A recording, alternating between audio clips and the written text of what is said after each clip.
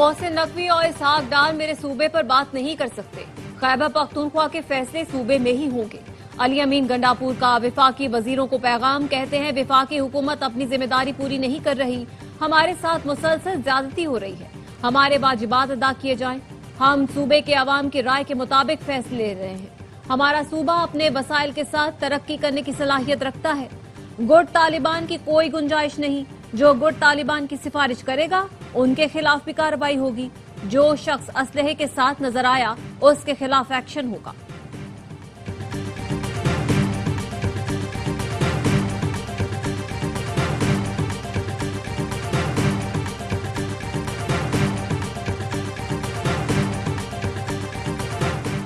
دہشت گردوں کے خلاف تمام وسائل استعمال ہوں گے، وزیر داخلہ محسن نقوی کا علی امین گنڈاپور کو جواب۔ ایکس پر پیغام میں سوال کیا، ایک اہم صوبائی عہدیدار ڈی آئی خان میں طالبان کو ہر ماہ کتنے پیسے دیتا ہے؟ وزیر اعلیٰ خیبر پختونخوا نے کہا تھا دہشت گردوں کے خلاف ڈرون سے کارروائی کی اجازت نہیں دیں گے۔ شراب و اسلحہ کیس، وزیر اعلیٰ کے پی کے دوبارہ تحریری وارنٹ جاری، علی امین گنڈاپور کے وارنٹ گرفتاری اسلام آباد کے سول جج نے جاری کیے۔ 29 جولائی کو علی امین گنڈاپور کو گرفتار کر کے پیش کرنے کا حکم، وزیر اعلیٰ کے پی کی جانب سے دی جانے والی درخواست مسترد کر دی گئی تھی۔ ایڈوکیٹ جنرل نے علی امین گنڈاپور کی جگہ 242 کا بیان ریکارڈ کرانے کی درخواست کی تھی۔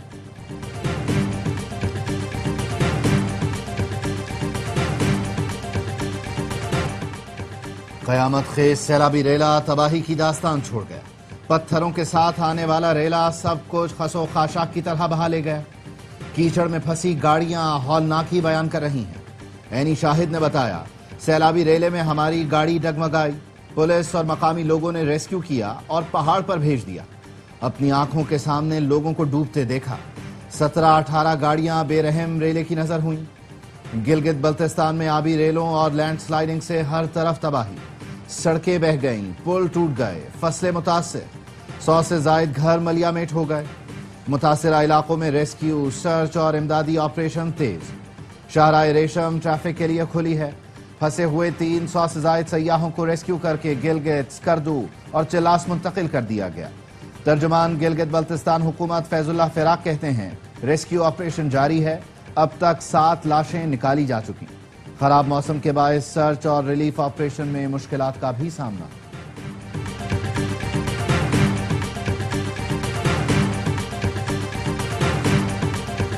سیلابی ریلے میں بہہ جانے والے 3 سال کے عبدالہادی کی لاش مل گئی۔ لودھرا کی ڈاکٹر فیملی کے لیے سیاحت سانحہ بن گئی۔ سکردو سے واپسی پر ڈاکٹر سعد اسلام کی بیوی، بھائی اور بیٹا سیلابی ریلے میں بہہ گئے۔ 3 سال کا عبدالہادی اور ڈاکٹر مشل گرے، بچانے کے لیے جانے والا فہد اسلام بھی ریلے کی نظر ہو گیا۔ فہد اسلام اور ڈاکٹر مشل کی نماز جنازہ لودھرا میں ادا کر دی گئی۔ نماز جنازہ میں اہم شخصیات شریک ہوئیں۔ 3 سال کے عبدالہادی کی میت بھی لودھرا پہنچائی جا رہی ہے۔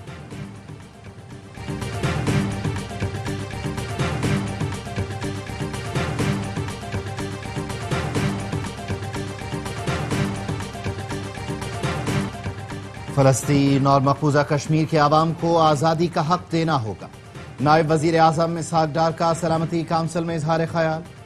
پاکستان کی زیر صدارت اجلاس میں کہا OIC نے لیبیا، افغانستان، شام، یمن میں امن کے لیے کام کیا۔ پاکستان OIC کا بانی ممبر ہے اور تعاون جاری رکھے گا۔ عالمی امن کے لیے OIC پل کا کردار ادا کر رہی ہے۔ اس وقت دنیا کو عالمی عدم استحکام، انسانی بحران کا سامنا ہے۔ تشویشناک صورتحال اصولی کارروائی کا تقاضا کرتی ہے۔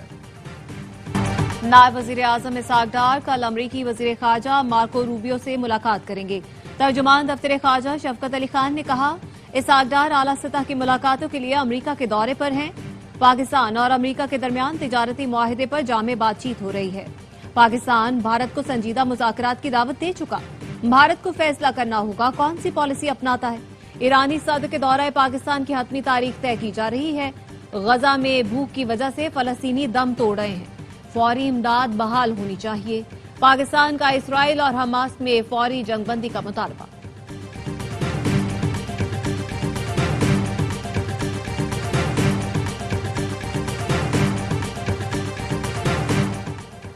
پاک فوج کے 2 جوان خاک وطن پر قربان۔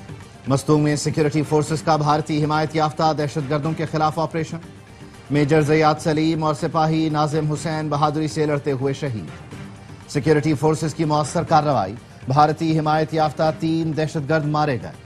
صدر، وزیر اعظم اور وفاقی وزیر داخلہ کا فورسز کو خراج تحسین، شہیدوں کو خراج عقیدت پیش کیا۔ وزیر اعظم نے کہا، شہید میجر زیاد اور سپاہی ناظم شہید دہشت گردوں کے خلاف سیسا پلائی دیوار کی طرح کھڑے رہے۔ پوری قوم شہداء کو سلام کرتی ہے۔ 5 اگست کو اسلام آباد نہیں جا رہے، ہر جگہ پرامن احتجاج ہوگا۔ بیرسٹر گوہر کہتے ہیں پی ٹی آئی رہنماؤں کے خلاف کارروائیاں ہمیں دبانے کی کوشش ہے۔ ابھی 4 اکتوبر کے کیسز باقی ہیں۔ ہمارے 39 پارلیمنٹیرینز پر تلوار لٹک رہی ہے۔ ایک ہی مطالبہ تھا، جو ملوث ہوں ان کے خلاف کارروائی کی جائے۔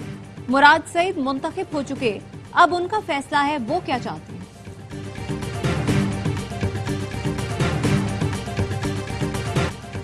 بیٹی کا قتل جائز قرار دینے والی ماں کی عدالت میں پیشی۔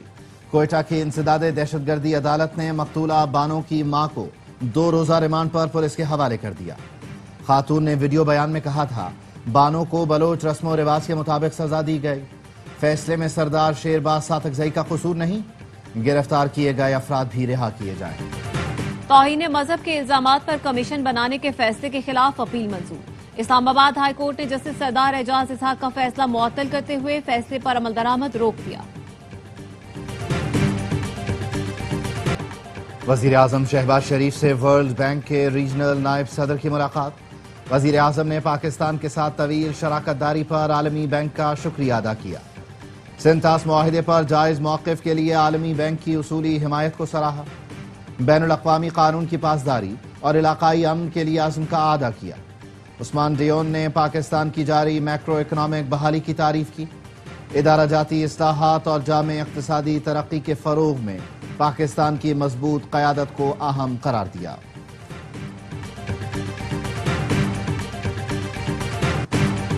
عالمی کریڈٹ اداروں کا پاکستانی معیشت پر اعتماد بحال، پاکستان کی معاشی درجہ بندی میں بہتری۔ S&P گلوبل ریٹنگ نے پاکستان کی ریٹنگ 1 درجہ بہتر کر کے B- کر دی۔ اس سے قبل فچ نے بھی پاکستان کی ریٹنگ بہتر کی تھی۔ اعلامی میں کہا گیا، پاکستان کے غیر ملکی ذخائر میں اضافے سے بیلنس آف پیمنٹ بہتر ہوئی، ریونیو میں اضافے مہنگائی میں کمی کی حکومتی کوششیں مالی استحکام کا باعث ہیں۔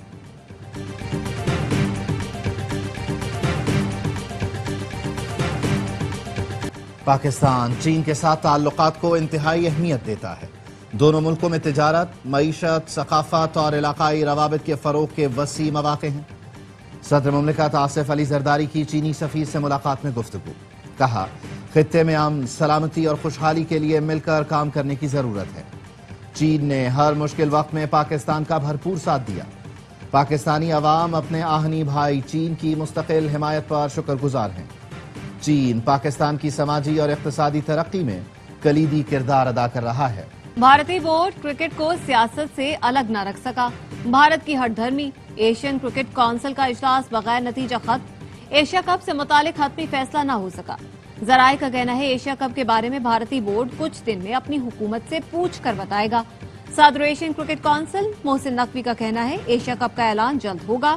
بھارتی بورڈ سے بات چیت جاری ہے، امید ہے معاملہ حل ہو جائے گا۔ سیاست کو ACC کے معاملات سے دور رکھنے پر سب نے اتفاق کیا۔ کرکٹ کو فروغ دینے کے لیے ہمیں مل کر کام کرنا ہوگا۔ اجلاس بڑے اچھے ماحول میں ہوا، تمام ارکان کا شرکت پر شکریہ ادا کرتا ہوں۔ کچھ لوگ ڈھاکہ نہیں آ سکے، ایسا ہوتا ہے۔ محسن نقوی نے ایشیا کپ سے پہلے پاکستان، افغانستان اور UAE میں سہ ملکی سیریز کی بھی تصدیق کر دی۔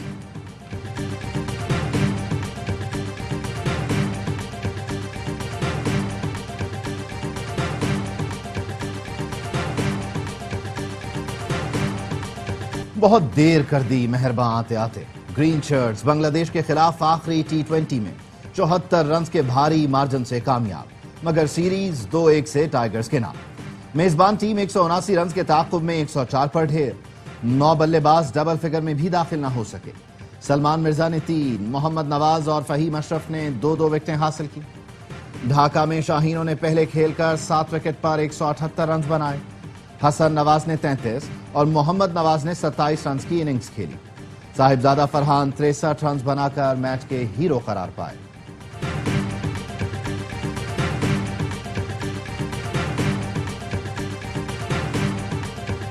سفیان مقیم کا قصور کیا؟ 10 ٹی20 میں 18 وکٹیں، زمبابوے میں 5 وکٹوں کا کارنامہ، مگر پھر بھی موقع نہیں ملا۔ رضوان کی کپتانی میں بھی ٹیم سے دور رکھا گیا۔ اب بھی 15 رکنی اسکواڈ میں سفیان مقیم کے علاوہ سب کو آزما لیا گیا۔ سفیان کو پاکستان ٹی20 کا مستقبل بھی کہا جاتا ہے۔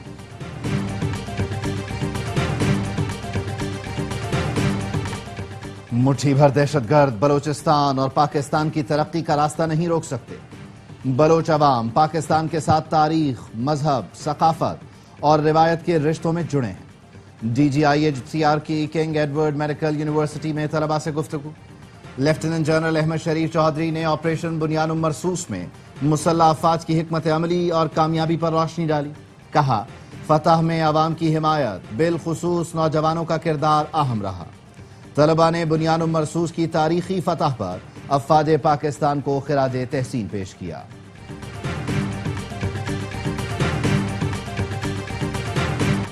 Chairman joint chiefs of staff committee general Sahir Shamshad Mirza سے سعودی نیول چیف کی ملاقات۔ مشرق وسطی اور جنوبی ایشیا کی سیکیورٹی صورتحال پر تبادلہ خیال۔ ملاقات میں برادرانہ تعلقات کا اعادہ، دونوں ممالک کا بحری سلامتی کے لیے مل کر کام کرنے کا عزم۔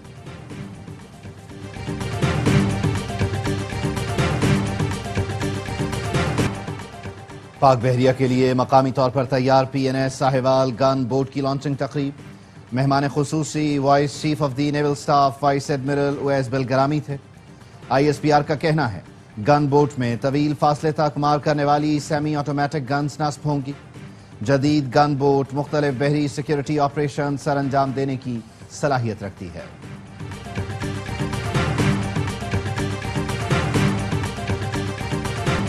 غزہ میں بھوک سے مزید 10 افراد دم توڑ گئے۔ 24 گھنٹے میں مزید 77 فلسطینی لقمہ اجل بنے۔ صہیونی فوج نے امداد کے منتظر 25 افراد کو نشانہ بنایا۔ وسطی غزہ میں 2 صحافی شہید۔ حماس نے جنگ بندی معاہدے کے لیے جواب ثالثوں کو بھیج دیا۔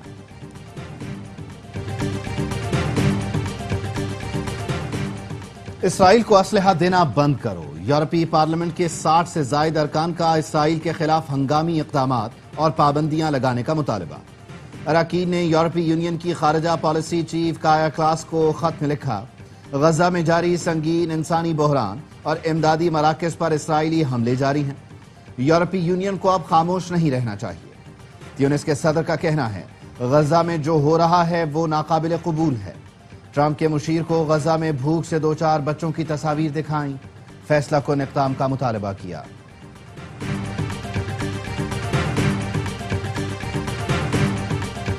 سندھ حکومت کا وفاق سے K4 منصوبے کے لیے فنڈز کی فراہمی کا مطالبہ۔ وزیر اعلیٰ سندھ مراد علی شاہ نے وفاقی وزیر آبی وسائل سے ملاقات میں کہا، K4 پر اب تک 86 ارب روپے خرچ ہو چکے، وفاق سے مزید 78 ارب درکار ہیں۔ صوبائی حکومت 1.2 ارب روپے جاری کر رہی ہے۔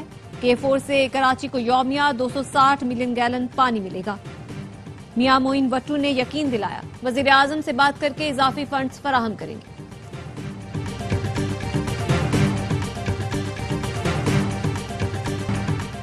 پاکستان میں چینی مسافر طیارے لانے کے لیے تیار ہیں۔ چیئرمین ایئر کراچی حنیف گوہر کا کہنا ہے، ابتدائی مرحلے میں طیارے چینی پائلٹ آپریٹ کریں گے۔ ڈومیسٹک کرایوں میں 40% تک کمی متوقع ہے۔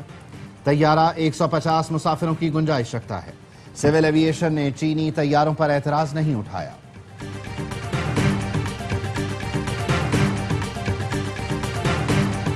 روس میں مسافر طیارہ گر کر تباہ، تمام 50 افراد ہلاک۔ طیارے کا ملبہ روس کے مشرقی علاقے سے ملا۔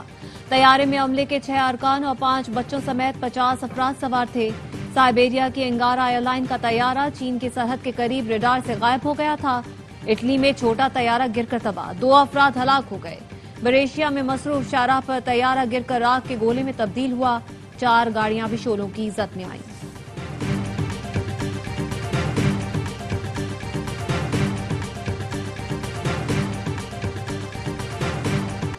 پاکستان اور افغانستان کے درمیان ترجیحی تجارتی معاہدہ طے پا گیا۔ ٹرانزٹ ٹریڈ ایگریمنٹ کو حتمی شکل دینے کے لیے ٹیکنیکل کمیٹی کی تشکیل پر اتفاق۔ پاکستان کو برآمد کی جانے والی افغان اشیاء پر عائد ٹیرف کم ہو کر 22% ہو جائے گا۔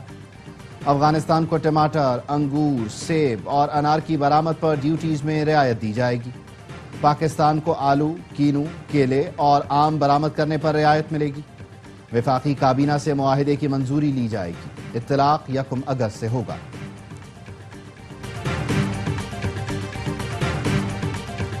ایلون مسک کی کمپنیوں کو تباہ نہیں، ترقی دینا چاہتا ہوں، امریکی صدر ٹرمپ کا نیا بیان۔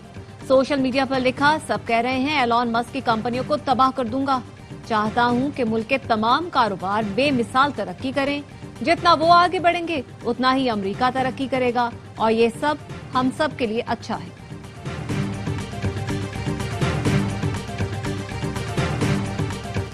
ورلڈ انڈر 19 والی بال چیمپئن شپ میں پاکستان کا فاتحانہ آغاز۔ افتتاحی میچ میں بیلجیم کو اسٹریٹ سیٹ میں شکست دی۔ قومی ٹیم اگلے میچ میں میزبان ازبکستان سے مقابلہ کرے گی۔ اور happy birthday Asian Bradman Zaheer Abbas 78 برس کے ہو گئے۔ سابق کپتان فرسٹ کلاس کرکٹ میں سینچریوں کی سینچری بنانے والے واحد ایشیائی بلے باز ہیں۔ 78 ٹیسٹ 62 ون ڈے میں پاکستان کی نمائندگی کی۔ 2015 میں انٹرنیشنل کرکٹ کونسل کے چیئرمین بنے۔ ICC ہال آف فیم میں بھی شامل۔